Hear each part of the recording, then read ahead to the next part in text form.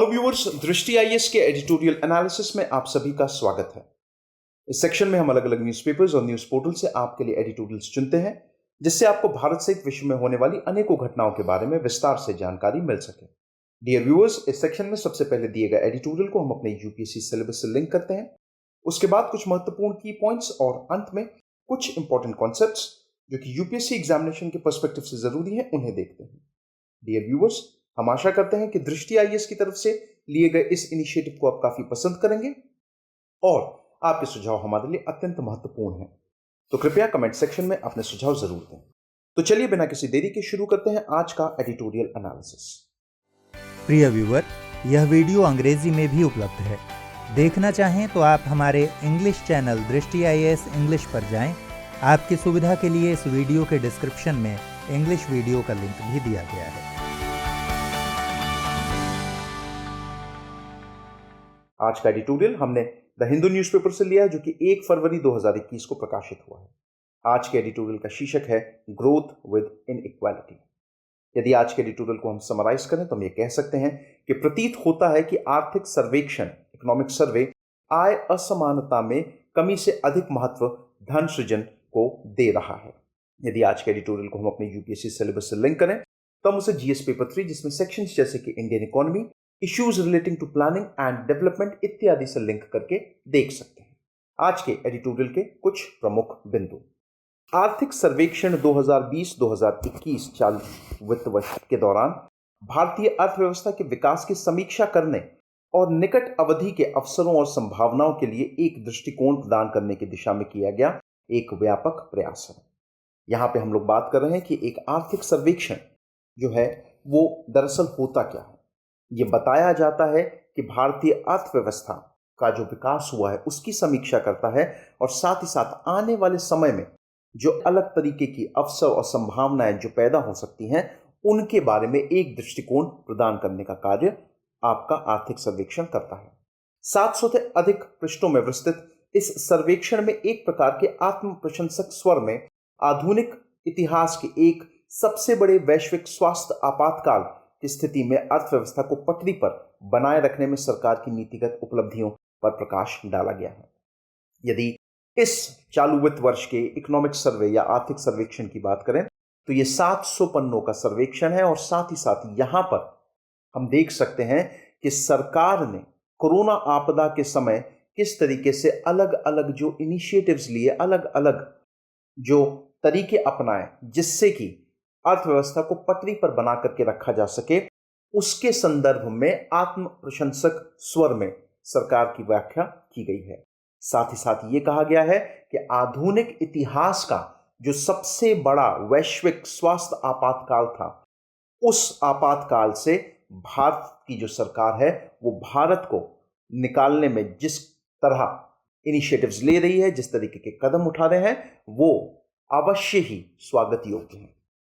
सर्वेक्षण में कहा गया है कि भारत ने कोविड-19 महामारी पर नियंत्रण और अर्थव्यवस्था को इसके घातक प्रभाव से शीघ्रता से उबारने के लिए रणनीतिक नीति निर्माण के एक वैश्विक अद्वितीय मॉडल की स्थापना की।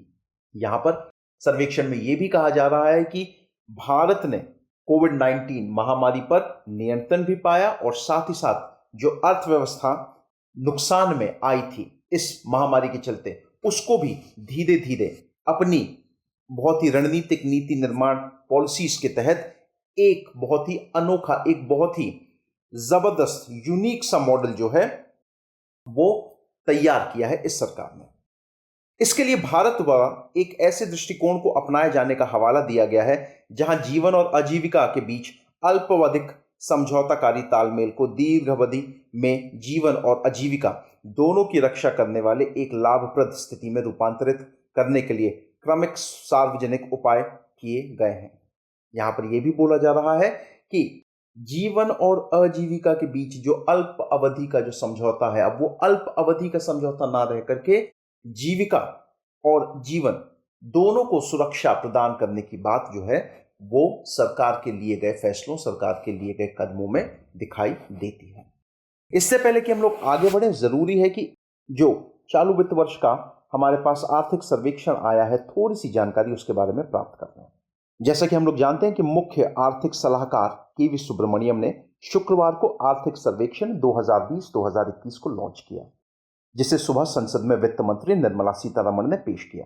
मुख्य आर्थिक सलाहकार ने आर्थिक सर्वेक्षण का एक मोबाइल ऐप भी लॉन्च किया है और यहां पर यह कहा सुब्रमण्यम जी ने कि आर्थिक सर्वेक्षण के पहला अध्याय कोविड-19 संकट में जीवन और आजीविका को बचाने के लिए भारत की नीतियों के बारे में है। सर्वेक्षण में वित्त वर्ष 2021-22 के लिए आर्थिक विकास दर जीडीपी 11% रहने का अनुमान जताया गया है। कुछ और जो जरूरी एस्पेक्ट्स हैं उनके ऊपर जरा बात कर लेते हैं। अगर सर्वे की बात करें तो उसमें यह कहा गया है कि कोविड-19 महामारी की शुरुआत के बाद भारत ने जीवन और आजीविका की सुरक्षा पर ध्यान केंद्रित किया। यह प्रयास उन मानवीय सिद्धांत पर आधारित है जिसके तहत लोगों की जिंदगी वापस नहीं ला जा सकती। महामारी के कारण जीडीपी में कमी आई। जीडीपी में रिकवरी अभी भी बहुत संभावित है। शुरुआत में ही कड़े लॉकडाउन के कारण लोगों के जीवन की रक्षा करने और आजीविका सुरक्षित करने में मदद मिली। मध्य और लंबी अवधि में आर्थिक रिकवरी को भी हमें देखने को मिलेगा कि भाई उसे भी इन कदमों के कारण काफी मदद मिल रही है। भारत की रणनीति ने ग्राफ को फ्लैटन किया और पीक को सितंबर 2020 तक टाल दिया। अब जैसा कि हम लोग जानते हैं कि कोरोना महामारी का जो कर्व है अब वो धीरे धीरे फ्लैट होता जा रहा है और ये कहा गया कि भाई ये जो भारत की जो रणनीति थी शुरुआती, उसकी वजह से सितंबर महीने के बाद हम लोग देख रहे हैं कि सितंबर तक पीक आया और उसके बाद कोरोना के जो केसेस हैं वो धीरे धीरे गिरने लगे। पहली तिमाही में जीडीपी में 23.9% की कमी हुई, जबकि दूसरी तिमाही में जीडीपी में 7.5% की कमी आई है। यह वी शेप रिकवरी को दर्शाता है। वी शेप रिकवरी क्या होती है इसके बारे में मैं आपको आगे बताऊंगा। कोविड महामारी ने मांग और आपूर्ति दोनों को प्रभावित किया है। भारत एकमात्र देश था जिसने आपूर्ति बढ़ाने के लिए संरचनात्मक सुधार घोषित किए ताकि उत्पादन क्षमताओं का कम से कम नुकसान हो। आर्थिक गतिविधियों पर लगी रोक को हटाने के साथ मांग को लेकर भी कई सारी नीतियां बनाई। अब यहां पे अगर अर्थव्यवस्था की स्थिति के बारे में बात करें तो हम लोग सब जानते हैं कि कोविड-19 महामारी के कारण पूरे विश्व को आर्थिक मंदी का सामना करना पड़ा। यह वैश्विक वित्तीय संकट से भी अधिक गंभीर रहा। आकलन के मुताबिक वैश्विक आर्थिक उत्पादन में 2020 में 3.5% की कमी दर्ज की जाएगी। भारत ने 4 आयामों वाली रणनीति को अपनाया। महामारी पर नियंत्रण, वित्तीय नीति, लंबी अवधि के संरचनात्मक सुधार, वित्तीय और मौद्रिक समर्थन भी लोगों को दिया गया। हमने देखा इस टाइम लॉकडाउन के दौरान कमजोर वर्ग को राहत दी गई। अनलॉक के दौरान खपत और निवेश का प्रोत्साहन दिया गया। यदि एनएसओ के एडवांस एस्टिमेट के बारे में बात करें तो उसके अनुसार भारत की जीडीपी की विकास दर वित्त वर्ष 2021 -7.7% रहेगी। मतलब जो इकोनॉमी में जो संकुचन है, कॉन्ट्रैक्शन, वो हमें देखने को मिलेगा। वित्त वर्ष 2021 का जो पहले 6 महीने थे और वित्त वर्ष 2021 के जो आखिरी 6 महीने होंगे, यदि उनके बीच में अगर कंपैरिजन किया जाए तो जो दूसरी 6 माही होगी उसमें लगभग 23.9% की वृद्धि हमें देखने को मिलेगी। वित्त वर्ष 21-22 में भारत की वास्तविक जीडीपी की विकास दर 11% रहेगी और सांकेतिक जीडीपी की विकास दर 15.4% रहेगी, जो स्वतंत्रता मिलने के बाद से सबसे ज्यादा अधिक होगी। कोविड-19 वैक्सीन की शुरुआत के बाद से आर्थिक गतिविधियां और भी अधिक सामान्य हुई हैं। वी शेप, जैसा मैंने आपको बताया कि जो इकोनॉमी है इस समय वी शेप इकोनॉमी ग्रोथ ले रही है और जैसा कि बिजली की मांग, इस्पात की खपत, ई-वे बिल, जीएसटी संग्रह आदि तेज उतार चढ़ाव वाले संकेतकों में निरंतर बढ़ोतरी का रूप हम लोग देख सकते हैं। टीकाकरण अभियान की शुरुआत के बाद अर्थव्यवस्था और बेहतर तरीके से आएगी और ऐसा माना जा रहा है कि सेवा क्षेत्र, खपत और निवेश में मजबूती के साथ सुधार की उम्मीद भी बढ़ी है। यदि इन एस्पेक्ट्स को देखें तो हम लोग ये कह सकते हैं कि भाई इकोनॉमिक सर्वे का जो डेटा है वो कुछ कहीं ना कहीं इन महत्वपूर्ण चीजों की ओर हम लोगों को इशारा करता है। इस बात से इनकार नहीं किया जा सकता कि देश न केवल इस महामारी के ऊपर चढ़ते वक्र को समतल करने में सफल होता नजर आ रहा है, बल्कि अमेरिका और यूरोप की तरह संक्रमण की दूसरी लहर से भी अभी तक बचने में सफल रहा है। लेकिन इसका सारा श्रेय सरकार के सक्रिय नीति उपायों को दिए जाना बहस का विषय हो सकता है। अब देखिए, ये चीज से कोई इनकार नहीं कर सकता कि भारत ने अपने यहाँ पे जो कोविड केसेस हैं उनके ऊपर अच्छी खासी लगाम लगा दी और अब एक ऐसा समय आ रहा है जब जो कोरोना के केसेस हैं वो धीरे धीरे काफी कम होते जा रहे हैं। साथ ही साथ भारत ने एक और चीज जिस पे बहुत अच्छे तरीके से कंट्रोल किया, वो ये कि कोरोना की दूसरी लहर नहीं आ पाई। दूसरी लहर हमने देखा यूनाइटेड स्टेट्स ऑफ अमेरिका में आ रही है, यूरोप में आ रही है, लेकिन भारत में कहीं ना कहीं हमने इस दूसरी लहर को रोक दिया।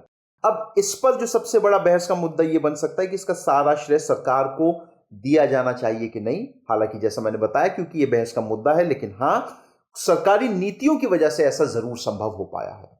आर्थिक सर्वेक्षण के इस दावे में बहुत दम नहीं है कि भारत ने मौलिक सुधारों के माध्यम से कोरोना संकट को अपने दीर्घावधिक विकास क्षमताओं को सशक्त करने के एक अवसर में बदल दिया, विशेष रूप से तब जबकि नए कृषि कानूनों को लेकर किसानों का आंदोलन जारी है, लघु एवं मध्यम उद्योग तथा अनौपचारिक क्षेत्र अस्तित्व के संघर्ष से गुजर रहे हैं। अब देखिए, आर्थिक सर्वेक्षण में बात की गई है कि मौलिक सुधार किए गए हैं।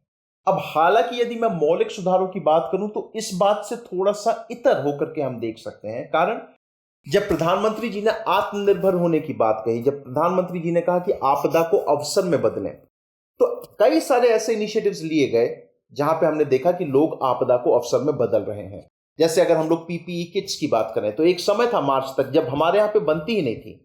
आज की डेट में हम कई देशों को एक्सपोर्ट कर रहे हैं।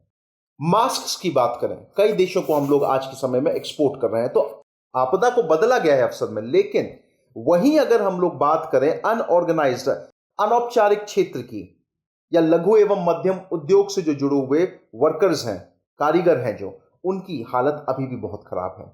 साथ ही साथ हम देख सकते हैं कि किसान वो सड़कों पे उतरा हुआ है।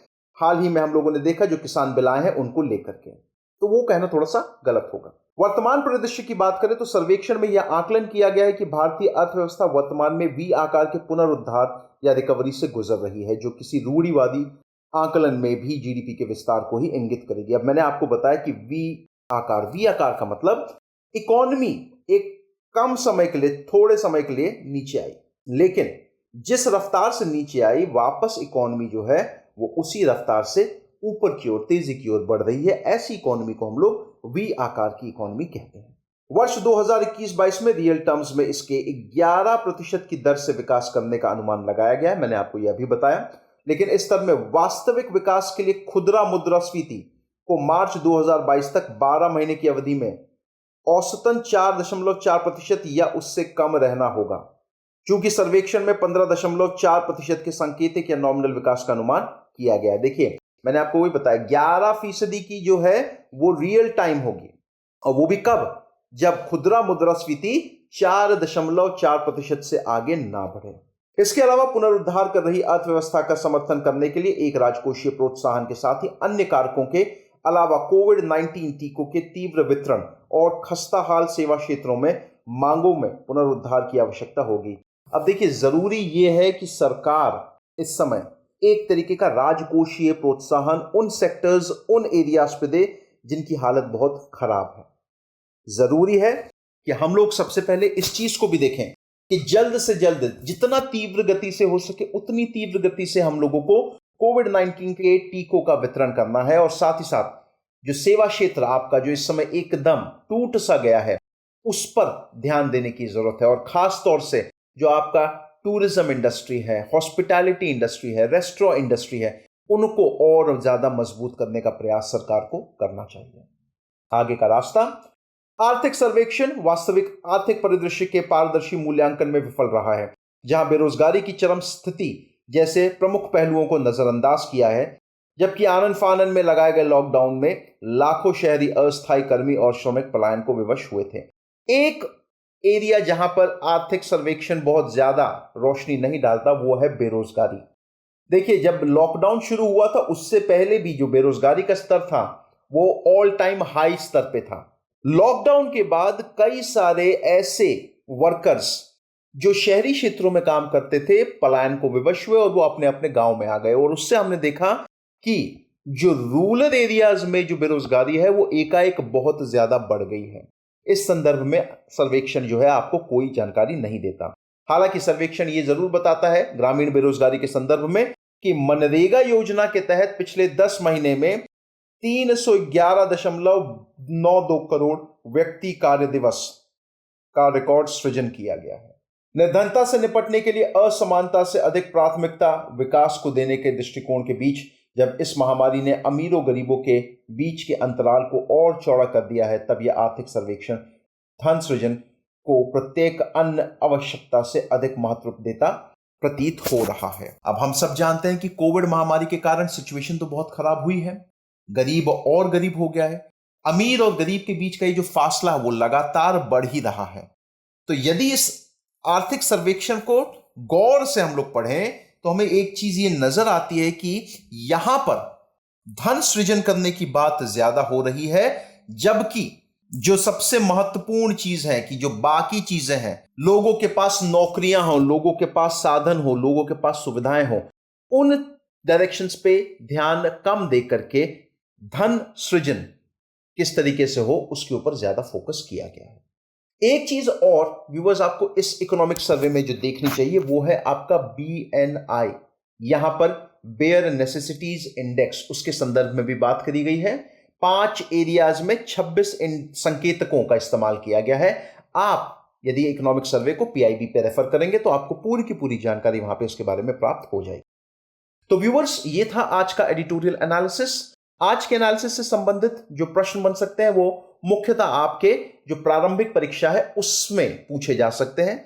जैसे आपसे अलग अलग टर्म्स, नॉमिनल ग्रोथ के बारे में आपसे पूछ सकता है, रिटेल इन्फ्लेशन के, खुदरा मुद्रास्फीति क्या होती है उसके संदर्भ में पूछ सकता है। आंकड़ों का थोड़ा सा ध्यान रखिएगा, IMF के आंकड़े, साथ ही साथ NSO ने जो आंकड़े दिए हैं, इन आंकड़ों का थोड़ा सा ध्यान रखिएगा आप लोग। तो व्यूअर्स, आई होप आप सभी को ये एनालिसिस बहुत पसंद आया हो। धन्यवाद।